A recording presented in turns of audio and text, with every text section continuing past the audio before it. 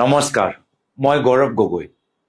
এই মাহত আমি আৰম্ভ কৰিছোঁ এটা নতুন যাত্ৰা, ৰাইজৰ পদূলিত ৰাইজৰ কংগ্ৰেছ। এই যাত্ৰাৰ যোগেদি কংগ্ৰেছ দল আহিছে আপোনালোকৰ ওচৰত আৰু জানিবলৈ বিচাৰিছে আপোনালোকৰ পৰামৰ্শ যে কেনেদৰে আমি সকলোৱে মিলিজুলি এখন নতুন অসম গঢ়ি তুলিব পাৰোঁ, যি অসমত এগৰাকী বিশেষ ব্যক্তি নহয় কিন্তু আমাৰ সামূহিক সপোন বাস্তৱ হ'ব পাৰে। আৰু সেইকাৰণে আগন্তুক দিনতো আমি আপোনালোকৰ ওচৰত আহিম। বিভিন্ন ক্ষেত্ৰত, কৃষি ক্ষেত্ৰত, খেলৰ ক্ষেত্ৰত, উদ্যোগৰ ক্ষেত্ৰত কেনেদৰে আমি নতুন নীতিৰ যোগেদি আমি অসমখন উন্নয়নৰ পথত আগুৱাই লৈ যাব পাৰোঁ তাৰ বাবে আলোচনা কৰোঁ। কিন্তু আজি এটা ডিজিটেল যুগ আৰু সেইকাৰণে যদিও আপোনালোকৰ লগত আমি সন্মুখত বহি কথা পাতিবলৈ বিচাৰোঁ, সকলোৰ লগত কথা পাতিবলৈ সম্ভৱ নহ'ব। তাৰ বাবে আৰম্ভ কৰা গৈছে এটা ৱেবছাইট www.notunosom.com। এই ৱেবছাইটটো যথেষ্ট সহজ সৰল।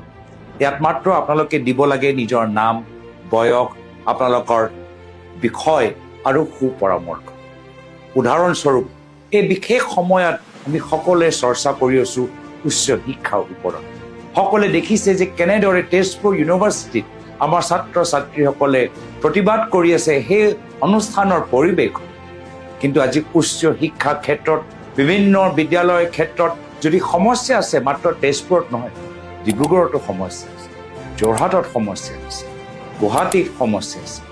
আৰু সেইকাৰণে আমি আপোনালোকৰ বিশেষকৈ ছাত্ৰ ছাত্ৰীসকলৰ পৰামৰ্শবোৰ জানিবলৈ বিচাৰোঁ। তো যদি আপোনালোকে মোক শিক্ষা ক্ষেত্ৰত নিজৰ বহুমূলীয় কথাবোৰ জনাবলৈ বিচাৰে, www.notunosom.com ৱেবছাইট ওপৰত ক্লিক কৰক। দিব তাত নিজৰ নাম, বয়স, বিষয় লিখিব, শিক্ষা, আৰু তাৰ পিছত আকাংক্ষাৰ সেই বক্সত নিজৰ সুপৰামৰ্শটো দিব। আৰু এনেদৰে প্ৰতিটো সময়ত আমি বিভিন্ন বিষয়ৰ ওপৰত আপোনালোকৰ সুপৰামৰ্শ জানিবলৈ আমি চেষ্টা কৰিম। আৰু এয়া হ'ল আমাৰ ৰাজনৈতিক আদৰ্শ। আমি বিশ্বাস কৰোঁ যে ৰাজনীতি হ'ল ৰাইজৰ কথা শুনিবলৈ, ৰাইজৰ সপোন বাস্তৱ কৰিবলৈ। এটা গণতান্ত্ৰিক পৰিস্থিতি আমি কংগ্ৰেছ দলৰ ভিতৰত আৰু অসমৰ ভিতৰত কৰিবলৈ বিচাৰোঁ। এই অসম যিমান আপোনালোকৰ হয় তাৰ বাবে আমি আৰু কষ্ট কৰিব লাগিব।